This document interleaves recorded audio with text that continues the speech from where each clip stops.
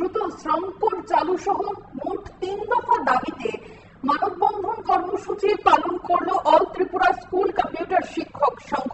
সোমবার এই মানববন্ধন কর্মসূচি পালন করা হয়। এদিন আগরতলা সার্কিট হাউসের সামনে হয় এই মানববন্ধন কর্মসূচি।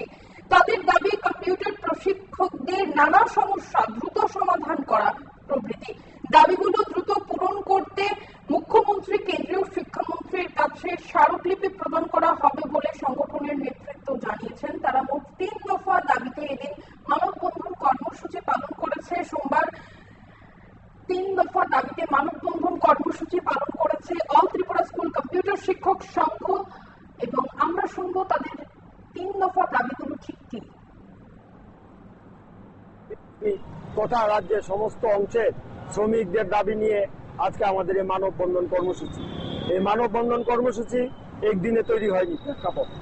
আমরা এই আজকে যে মূল 3 দফা দাবি সনদ, এই দাবি সনদ আমরা বিভিন্ন সময়ে সরকারের গোচরে নেওয়ার জন্য প্রেস কনফারেন্স, বিক্ষোভ কর্মসূচি, পথসভা, র্যালি ইত্যাদি বহু কিছু আয়োজন করেছি।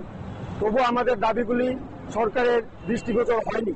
তাই আজকে আমরা এই গান্ধী মূর্তির পাদদেশে, যেখান দিয়ে রাজ্যের সমস্ত মন্ত্রীরা সচিবালয়ে যায়, সেই জায়গায় দাঁড়িয়ে আমাদের মানববন্ধন কর্মসূচি করছি ওনাদের দৃষ্টি আকর্ষণ করার জন্য।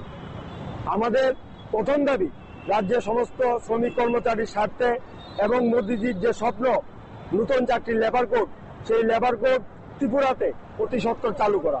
এই লেবার যে আইটেমটা, এটা যেহেতু কনকারেন্ট লিস্টের ম্যাটার, তাই এটা কেন্দ্রীয় সরকার তো চালু করেছেন, পাশাপাশি একটা রাজ্যে চালু করতে গেলে রাজ্য সরকারের সম্মতি প্রয়োজন।